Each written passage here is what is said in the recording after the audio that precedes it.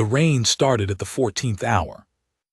I know the exact time because I was logging the junction fault on panel 7, when the pressure sensors on Deck 4's exterior skin spiked across the board, and the Transit Authority broadcast went to amber. On Velsorin, amber meant the sky had decided to do something the architects hadn't planned for, and everyone waiting on the outer decks had about 4 minutes to get under cover before they found out how seriously the architects had underprepared. I'd been the maintenance coordinator for Deck 4 going on 11 years. I knew the rain here. It didn't fall so much as arrive, all at once, from every direction, the way a decision arrives when you've been putting it off too long. Heavy, warm, completely indifferent to schedules, and with a particular talent for finding the gaps in the overhang seals that I had filed no fewer than 3 repair requests about in the past 6 months. None of them had been actioned. I had started filing a 4th when the pressure sensors spiked. I logged the junction fault as pending, put my toolkit over my shoulder, and went to do my actual job during a weather event, which was making sure the arcade's drainage channels were clear, the emergency overhangs had deployed properly, and nobody had left anything plugged into the exterior charging posts on the south wall. The south wall posts were fine. 3 of the 4 overhangs had deployed. The 4th required a manual assist from the panel above the Velmorin vendor corridor, which I did, getting my left shoulder soaked in the process. The drainage channels were moving at about 60% of rated capacity, which meant they'd be fine for another 20 minutes, and then I'd need to clear the filtration gates on the east side or they'd back up into the lower market level. I made a note and kept walking. The market arcade in a weather event has a particular texture.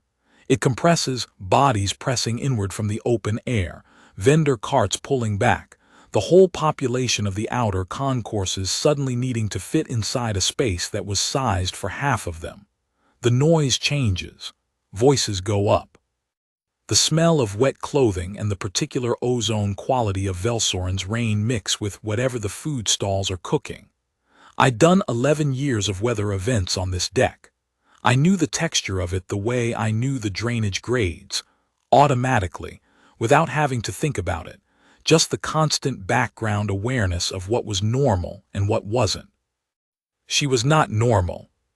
She was standing at the very edge of the deployed overhang on the east side, where the Velmorin fruit vendors usually set up. The vendors had pulled their carts back. She hadn't moved with them.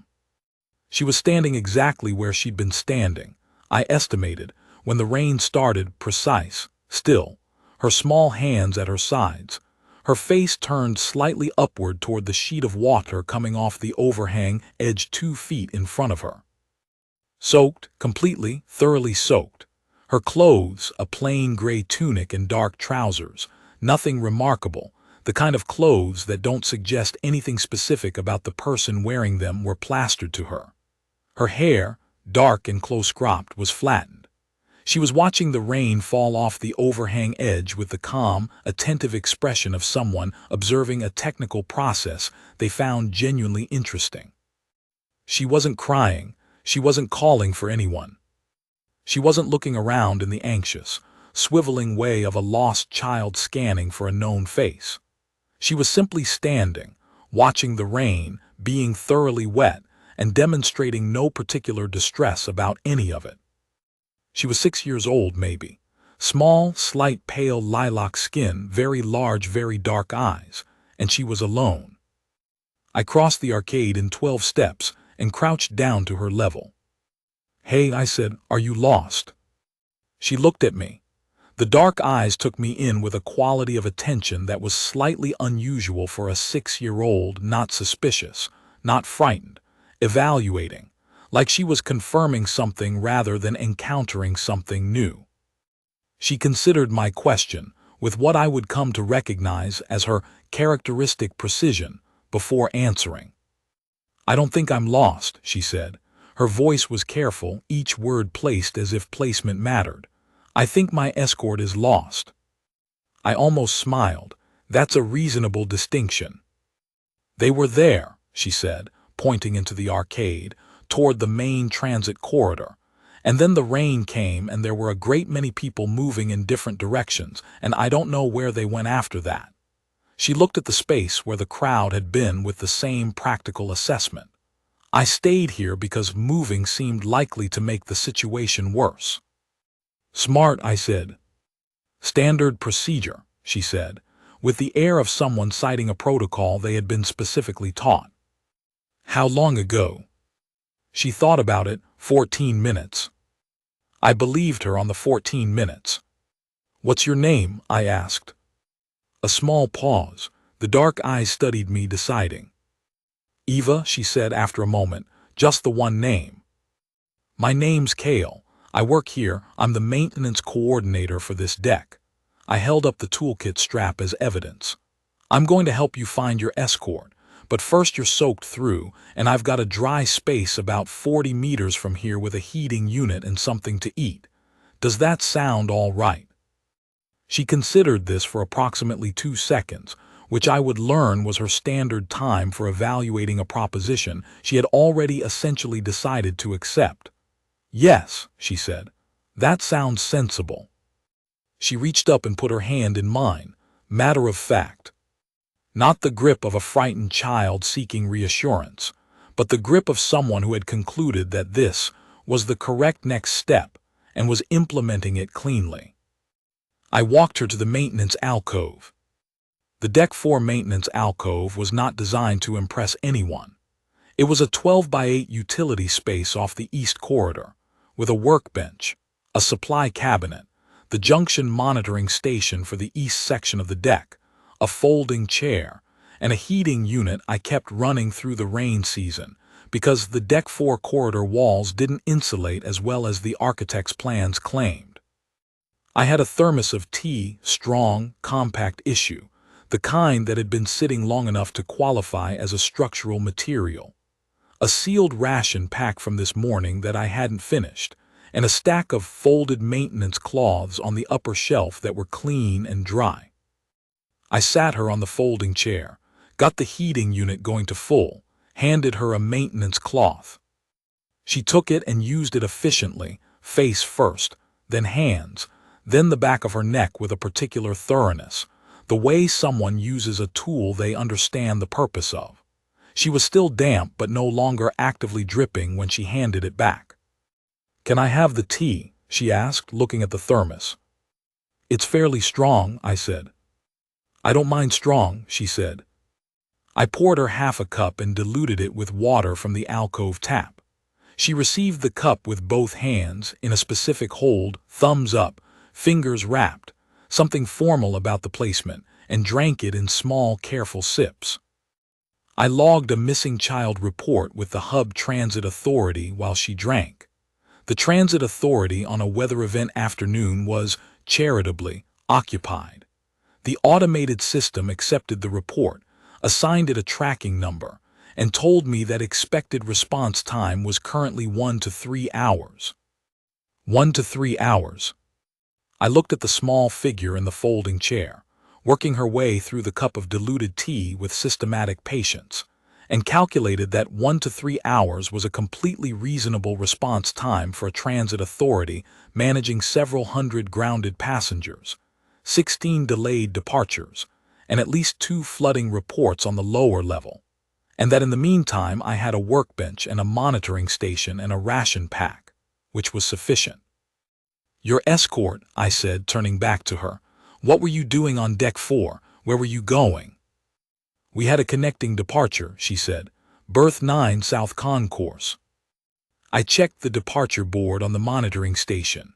Berth 9, South Concourse, was one of the long-haul diplomatic berths. Current status, weather hold, estimated resumption 2 to 3 hours. There's a weather hold on your departure, I said. Your escort is probably making their way toward the South Concourse, or they've reported to the Transit Authority already. I'm going to add your location to the search flag. I paused. Is there a name I should give them for your party? A vessel name or a delegation name? Another pause, slightly longer this time. The dark eyes went to some middle distance and then came back. Veltharis, she said.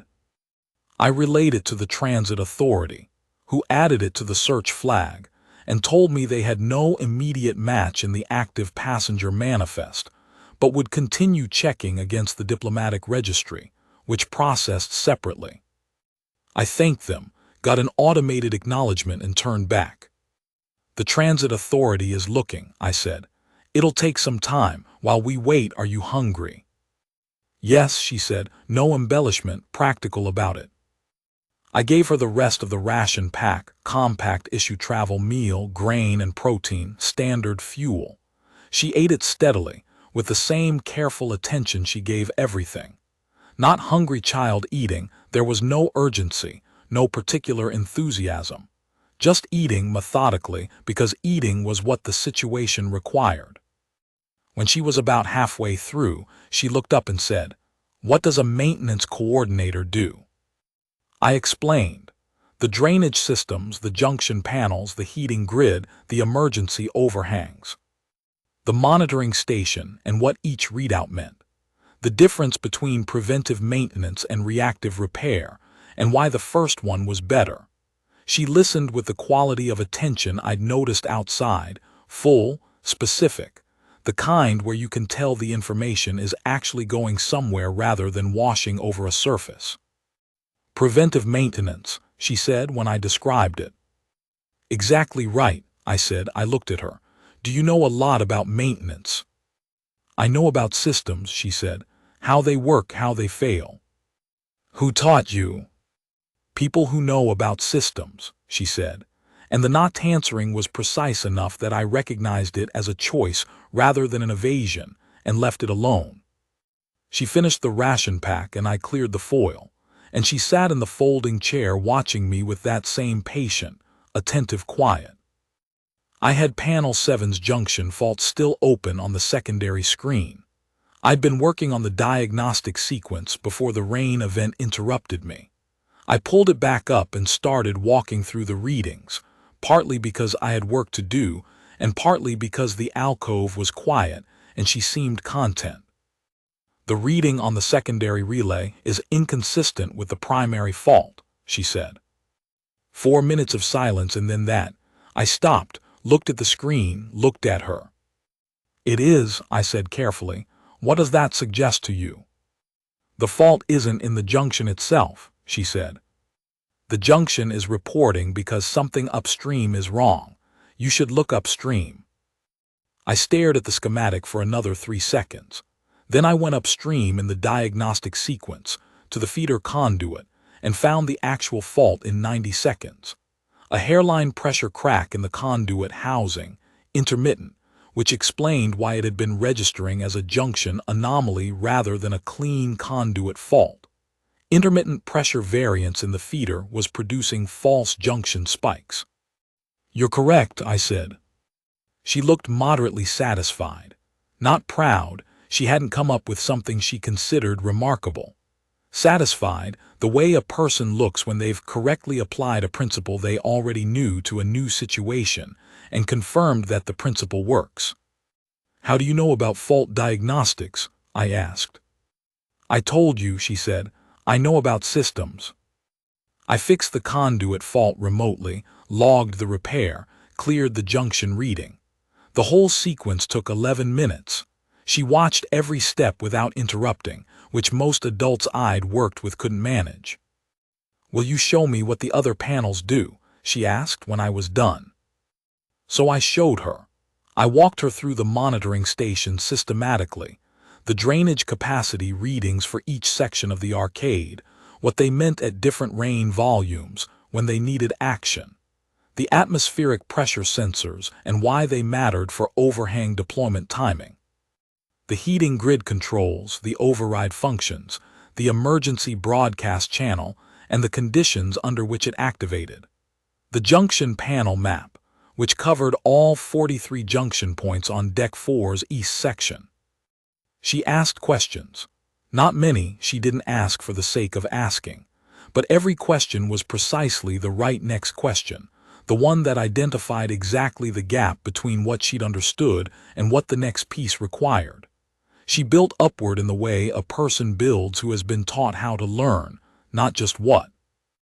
At the 40-minute mark, I made another cup of tea and poured her half and kept half for myself, and neither of us remarked on this.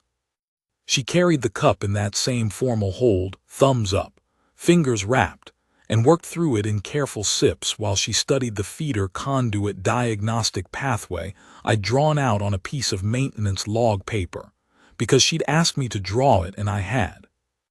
"So the rule is," she said, tracing the pathway with one finger, not quite touching the paper, "that you always check the source before you assume the symptom is the problem." "That's the rule," I said. "That's a good rule," she said. "It works for other things too." "What other things?" She thought about this with the particular stillness of someone who is not going to answer quickly, because the question deserves the correct answer, not a fast one. "When people seem to be a certain way," she said finally. "Often the reason is upstream." I looked at her. She was 6 years old, tracing a conduit diagnostic pathway on maintenance log paper in a supply alcove on a rain event afternoon, and she had just said something that would have taken most adults I knew considerably longer to arrive at. "That's a good observation," I said. She looked up. The dark eyes had a quality I was starting to recognize. When she was pleased with something, it showed not in expression but in a slight increase in the quality of stillness, like the thing had settled somewhere correctly. "Thank you," she said. We sat in companionable quiet for another stretch after the drainage check, and I noticed that the quiet itself had a different quality than ordinary alcove quiet. She didn't fill silence the way some people fill it, she occupied it, which is different. Her presence in the space was specific, located, the way a precisely placed tool is specific in a way that a randomly placed tool isn't.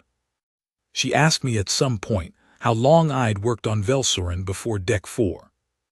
"I came straight to Deck 4, I said, "first posting on Velsorin." "From where?" "Compact Logistics Transit. I ran maintenance coordination on a freight relay for 6 years. Before that, 2 years in field operations, doing installation and repair on relay stations in the outer network." She thought about this. "Did you like the relay stations?" "I liked the work," I said. "The relay stations themselves were isolated. You get used to your own company." "I know about that," she said. I looked at her. She was watching the drainage capacity readout on the monitoring station with the same patient attention she gave everything, and her voice had been entirely matter-of-fact, and she was 6 years old. "Do you?" I said. "When you're a certain kind of person," she said, still watching the screen, "you can be in a room full of people and still be mostly with your own company, because the people are there for a reason that isn't you. You're there for a reason too, but the reasons are different, so the room is a different room for you than it is for them." A pause. "That's how it is at most places I go." I said carefully, "Is that how it was here this afternoon?" She looked at me then. The dark eyes had that considering quality, weighing the precision of the answer. "No," she said, "this afternoon was different." I didn't ask her to explain what was different. I had a reasonable guess, and asking would have put a frame around something that was better without one. "Did you build things on the relay stations?" she asked, moving on with the brisk economy of someone who has said the thing they wanted to say and is ready to continue. "Maintained things," I said. "Built some. You maintain more than you build in this work. Things exist longer than the time it takes to make them, if you do the maintenance right." "What's the oldest thing you've maintained?" I thought about it. There's a pressure coupling on the South Concourse that's been in service for 32 years. It's been repaired twice. Different housing now, different seals, but the core fitting is original. "Is it still the same coupling?" she asked. I looked at her. "That's a very old question," I said. "I know," she said. "I read about it. The philosophers argue about whether things that have been repaired enough times are still the same things." "What do you think?" The considering pause. "I think the question is less important than whether the coupling works," she said. If it holds pressure and does what it's supposed to do, the philosophical question is interesting but not urgent. She looked at me. But I also think it matters that someone has been maintaining it for 32 years. That's a kind of continuity too, even if the parts change. I thought about that. Yes, I said. That's right. She went back to watching the screen with the look of someone who is satisfied with how that conversation resolved. The transit authority pinged at the 2-hour mark. No match found in the standard passenger manifest for a Veltharis delegation. The diplomatic registry was still processing. Estimated additional response time, 1 hour. I relayed this to Eva. That's all right, she said. They'll find it. You're very calm about all of this, I said. The dark eyes moved to me. Being upset when you cannot change a situation isn't useful, she said. And being upset when you can change a situation is also not useful because you should be changing it instead. A pause. My mother says that. She sounds sensible. Something moved in the dark eyes briefly, a depth quickly managed. Yes, she said, she is very sensible. I understood in that moment that she missed her mother and was not going to show me that she missed her mother. Not because she'd been told to hide it, but because she had been taught and had chosen to accept. That composure was something you maintained not for other people but for yourself. That it was load-bearing, not decorative. I didn't say any of that. I said, the heating unit runs better if you're closer to it. Pull the chair around. She pulled the chair to the better angle and tucked her feet up onto the lower rung. She yawned a real yawn, the kind that doesn't ask permission, and controlled it partway through without quite managing to. You can sleep if you want, I said. I'll be right here. I'm not going to sleep, she said. I'm going to rest my eyes for a moment. She was asleep in 4 minutes, sitting upright in the folding chair, her hands folded in her lap, her chin level. Even asleep, her posture was exact, the same precise stillness she'd had standing at the overhang in the rain. Like the uprightness was structural, built in, a load-bearing component of how she occupied space. I turned the heating unit up 1/2 degree and got back to the monitoring station, and I was careful about the noise I made because she was asleep, and the alcove was quiet, and the rain on the exterior panels had settled into a steady rhythm that was actually very close to silence if you didn't think about it too much. She slept for 40 minutes. When she woke, she was immediately present, no surfacing, no confusion. Eyes open, the dark gaze settling at once on the monitoring station, then the workbench, then me. I slept, she said, slightly accusatory, mostly at herself. You needed to. She accepted this, filed it, moved on.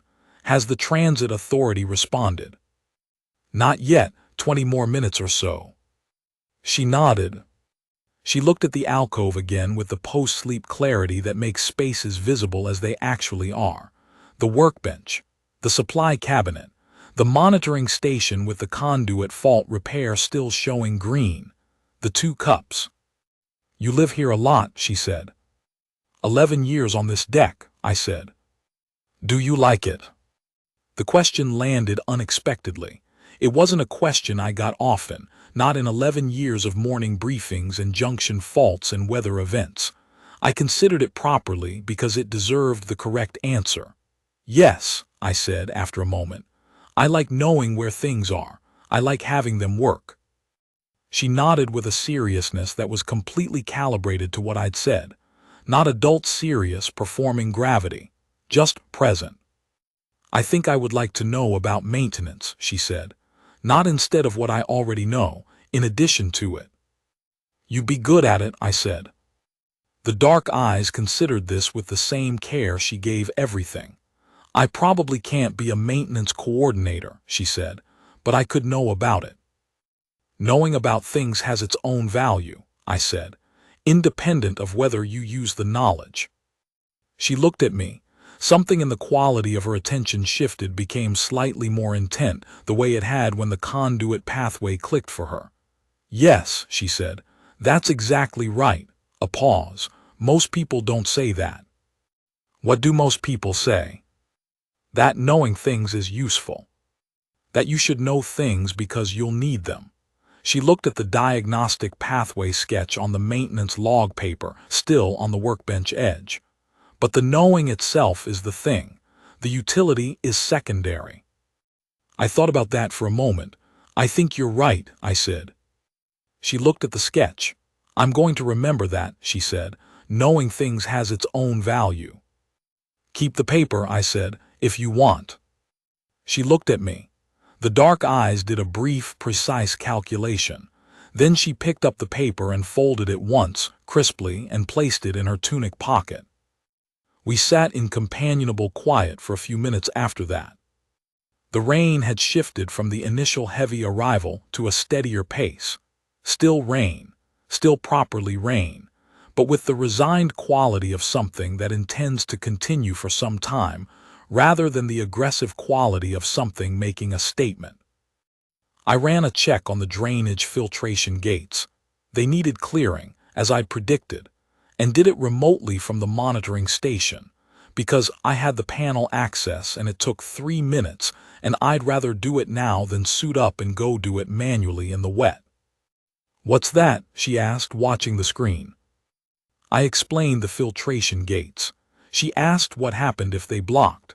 I explained the backflow mechanism and the lower-level flood scenario. She asked whether there was an alert sequence or whether I had to monitor it manually.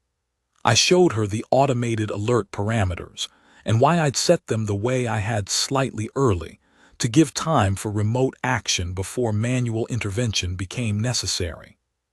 You set the threshold conservatively, she said.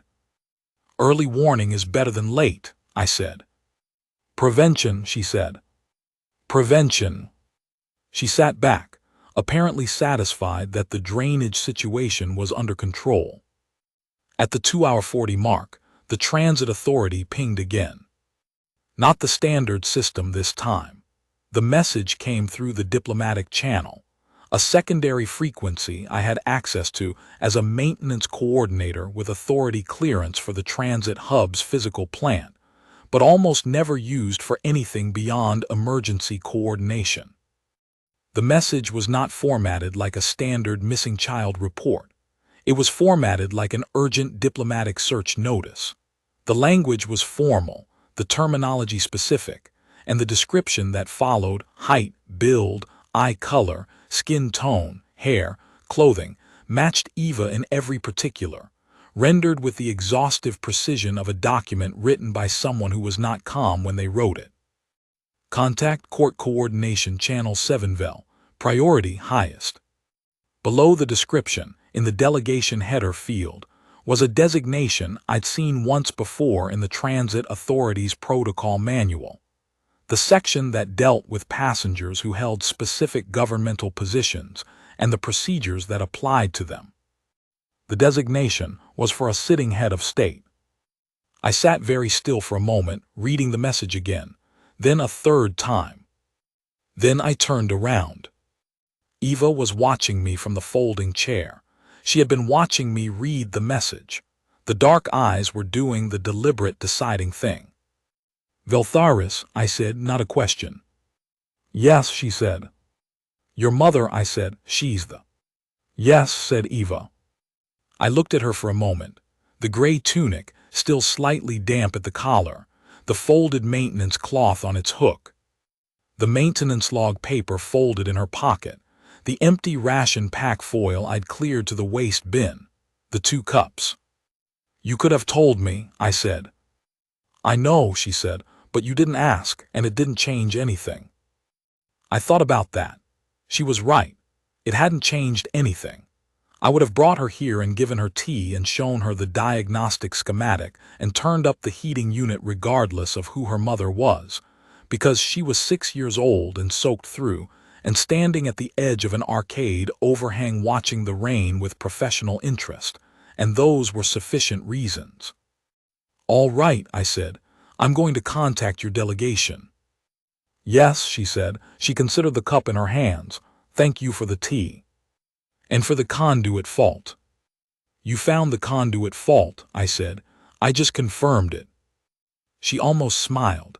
Very small, very controlled, but it was there. I contacted Channel 7 Vel.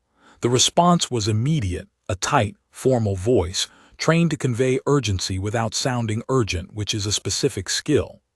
I identified myself, gave my location, deck and alcove number, and confirmed that the child was present, was safe, was in good health, and had been here for approximately 3 hours. The voice thanked me in 3 separate constructions, and told me that court security would arrive within 8 minutes. They arrived in 6. 4 of them came through the East Corridor at the pace of people who have decided not to run, but whose bodies are disagreeing with that decision. Full formal court security, Veltheran pattern armor, dark with bronze detail work, the kind of armor that makes a civilian transit hub feel briefly like a different kind of space. The lead figure's eyes went straight to Eva the moment they crossed the alcove threshold. Eva stood up from the folding chair, not in response to them or not only in response to them. She stood the way she'd been sitting, the way she did everything, exactly. "Your Highness," the lead figure said, and the title landed in the small alcove like something physical. A pause, a breath taken and controlled. "We are glad you are safe." "I am safe," Eva said, in the same careful voice she'd used all afternoon. "This is Kale. He is the maintenance coordinator for this deck. He found me at the east overhang during the weather event and brought me here and gave me tea and showed me how to read a junction diagnostic. He also has a very good conduit fault repair, which I helped with." The 4 security figures looked at me. I was sitting at the monitoring station with a thermos of tea and a toolkit strap over one shoulder, and the repaired conduit fault showing green on the secondary screen. "Thank you," the lead figure said to me, with the gravity of someone who is aware the sentence isn't adequate. "She's good with upstream diagnostics," I said, "natural instinct for where faults originate." Eva looked at me, the almost smile again, slightly more visible this time. "Her Majesty is en route to this location personally," the lead figure told me, in a tone that was preparing me for something. "She insisted when we confirmed the location." I looked at Eva. "She would," Eva said simply. We went into the corridor, Eva in the center of the security formation, me to one side because I wasn't sure what the protocol was for staying in the alcove, while a royal security detail reorganized around my monitoring station, and the corridor seemed like neutral ground. The formation was professional about it, adjusting without making a point of adjusting. She arrived 4 minutes later. I'd been in the presence of significant people before: transit board members, diplomatic staff passing through, a compact sector administrator during an emergency inspection 2 years ago. None of them had produced the particular quality of attention shift that happened in the East Corridor of Deck 4 at the 15th hour on a rain-soaked afternoon, when Queen Sarath Veltharis came around the corner. It wasn't the escort, 6 more figures, which brought the total court security presence in my maintenance corridor to 10, which was a new record. It wasn't the quality of the traveling coat, dark wine and gray, clearly not her ceremonial dress, but clearly not ordinary clothing either. It was the way she moved. Controlled, precise, with the particular density of someone who has been carrying weight for so long that the weight has become structural, not a burden exactly, but load-bearing. Part of how she stood up. She was searching. That was visible in the set of her eyes, pale silver gray, scanning the corridor with an attention that was trying to be systematic and wasn't quite succeeding.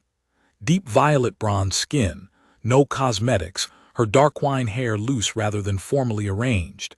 She hadn't had time for it, or she hadn't been thinking about it, or both. She looked exhausted in the specific way of someone who has been running on will for a few hours and is almost done. Then her eyes found Eva, and the exhaustion changed character. It didn't disappear, but it shifted from the sharp exhaustion of sustained searching to something softer and more fundamental, the exhaustion that arrives when the thing you were afraid of not finding has been found. She crossed the distance between them in 4 steps and crouched down, both hands going to her daughter's face, and for 3 seconds she was not a queen at all. Then she pulled back, composed again, and held Eva by the shoulders, and looked at her with that same calibrated attention Eva used for everything. "You're all right," she said, not a question confirming it. "I am all right," Eva said. "I was with Kale." She turned, still held by her mother's hands, and pointed at me. I was standing at the corridor entrance to the alcove, with the toolkit strap over my shoulder, more or less exactly as I'd been since the transit authority had first pinged. Queen Sereth Veltharis looked at me. "Kale," she said. She was using her daughter's word for me, not the transit authority title, not the coordinator designation, just the name Eva had given her. "Kale Oren," I said, "Maintenance Coordinator, Deck 4. She stood, one hand remaining on Eva's shoulder. The pale silver-gray eyes moved across me with the reading, calibrating attention she'd given the corridor, the alcove doorway, everything else she'd encountered since coming around the corner. Not hostile, not warm, not yet, simply accurate. "She says you found her at the east overhang," the Queen said. "She was watching the rain come off the overhang edge," I said. "She'd stayed put rather than moving. She said moving seemed likely to make things worse." Something crossed the Queen's face briefly. "Yes," she said, "that's what she'd say." "She was right," I said. Eva, still held by her mother's hand, looked between us with the quality of attention she gave a system she was trying to fully understand. "Will you come inside?" I said, because 10 people in the maintenance corridor was a fire lane issue in addition to everything else. The alcove is small, but the heating unit is running. The Queen looked at the alcove doorway, then at her first security officer, who gave the small nod of someone who had already assessed the space and found it acceptable. Then she brought Eva inside, and 2 of the security figures followed, and the rest arranged themselves in the corridor with the professional economy of people who are very good at their jobs. The alcove was considerably more occupied than it had been. The Queen stood near the workbench. She was tall, I noticed, taller than I'd registered in the corridor, and her eyes moved across the space with that same slow, complete attention. The 2 cups on the workbench edge, the heating unit, the folding chair, still at the angle I'd moved it to, the maintenance log paper on the workbench, which was a duplicate of the sheet Eva had put in her pocket. I'd made 2 while I was explaining, one for her and one for my own reference. 3 hours, the Queen said, not asking placing. "About 3 hours, yes." "And she stopped, began differently, was she?" "She was very calm," I said. "She assessed the situation, accepted the practical arrangements, and spent most of the afternoon learning the monitoring station." I paused. "She identified an upstream conduit fault I'd been running diagnostics on for most of the day. She found it in about 4 minutes." The Queen looked at Eva. Eva, who had taken up a position near the heating unit, was watching her mother with the same careful attention she gave everything. "I told him the rule," Eva said. "Check the source before you assume the symptom is the problem." "Yes," the Queen said quietly, "that is the rule." "He said knowing about things has its own value," Eva said, "not just the things you'll use. The knowing itself." The Queen looked at me. "She said most people say knowledge is valuable because of its utility," I said. "I said the knowing itself was the thing." She disagreed that this was a common position. "It isn't," the Queen said. She was still looking at me with that reading attention. "Where did you learn it?" 11 years of maintenance work," I said. "I've fixed a lot of things that weren't breaking yet. You develop opinions about the value of knowing things in advance." She was quiet for a moment. The silver-gray eyes had shifted from reading to something that was harder to name, slower, more considered. "She slept," the Queen said then. "It took me a second to catch up. She said she was resting her eyes." "She always says that." The Queen's voice had something in it that was not quite a smile but was adjacent to one. "She doesn't sleep in unfamiliar places. She hasn't since she was 3. She slept sitting upright in the folding chair," I said, "for about 40 minutes. I turned the heating unit up a half degree." The silver-gray eyes held mine for a moment, then moved to the heating unit, then to the folding chair. "Eva," said the Queen in a lower register, in Veltharan, not the formal speech, something else. Something that was the difference between how you speak in a corridor and how you speak when the corridor is your house. Eva answered her, 2 sentences, careful and direct. I didn't have the language, but I watched the Queen's face while Eva spoke. The silver-gray eyes changed. Not a dramatic change. Not tears, not expression. A depth shift, the way light shifts on still water when something moves underneath. A small adjustment that changes the quality of the surface without disturbing it. She looked at me. Then Eva said something else, 1 sentence, short. The kind of sentence you say when you want to be precise about a specific thing. The security figures in the alcove doorway had stopped arranging themselves. The first officer, behind the Queen, had the particular quality of not listening that is actually very careful listening. The Queen's chin came up slightly. The silver-gray eyes carried something I couldn't fully read from the outside, only that it was not a small thing, and that she was being careful with it. "She says," the Queen said after a moment in trade language for me, "that when she fell asleep you were careful about the noise." The alcove was quiet except for the heating unit and the steady rain on the exterior panels. "She was asleep," I said. "The alcove is small, it seemed like the right thing." The Queen looked at me with the expression of someone who has received information that has confirmed something they were already in the process of concluding. "Yes," she said. "It was."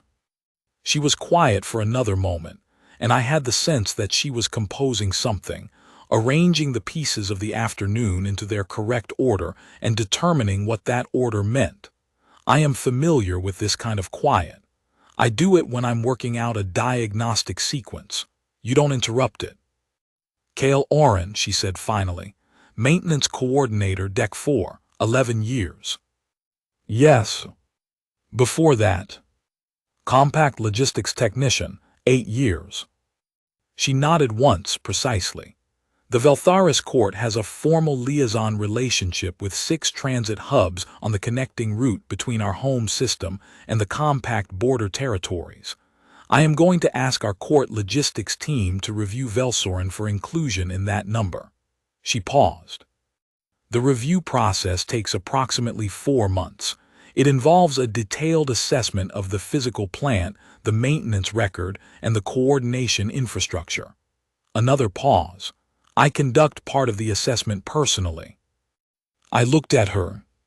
"For accuracy," she said. The almost smile was visible. Very small, very controlled, and unmistakably her daughter's expression on her face. "The drainage channel grade on the East Concourse has a deferred repair," I said. 2 weeks outstanding. I should address it before any formal review." "I would recommend addressing it," she said. Eva, who had been watching this exchange with the complete attentive stillness of someone recording a system interaction for future analysis, looked between us and then said something to her mother in Veltharan. A short statement. Matter of fact. The Queen looked at her daughter for a moment, then at me. The silver-gray eyes were doing the complicated thing again, the depth shift that changed the quality without disturbing the surface. "She says," the Queen said, "that she is going to remember this alcove." "I'll keep the folding chair," I said. Eva, who had heard this, looked at me with the full attention of someone who has received exactly the correct response to something they said.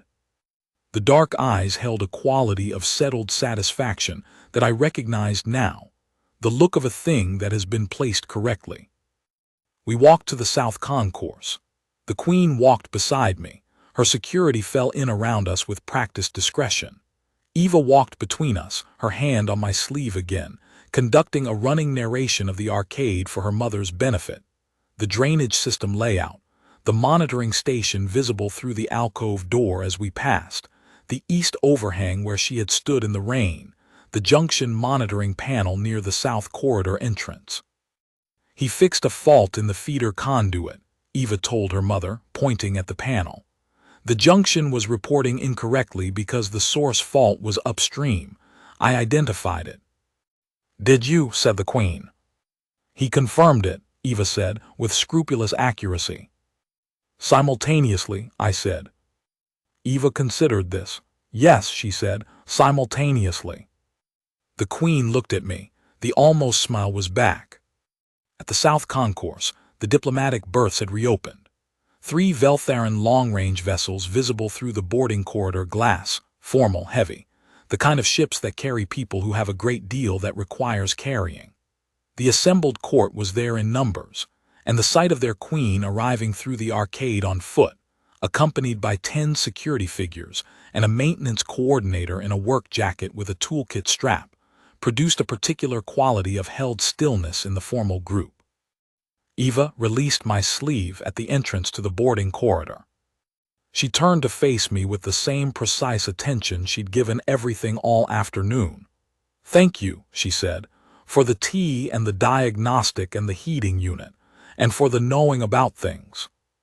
"Thank you for finding the conduit fault," I said, "and for the diagnostic pathway. It was good thinking."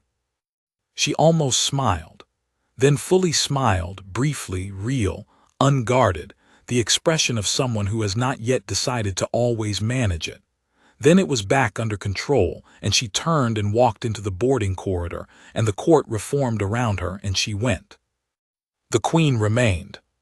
She stood with me at the entrance to the South Concourse for a moment, court ahead, the hub behind us, the rain still coming down in long gray sheets on the exterior panels above the concourse windows.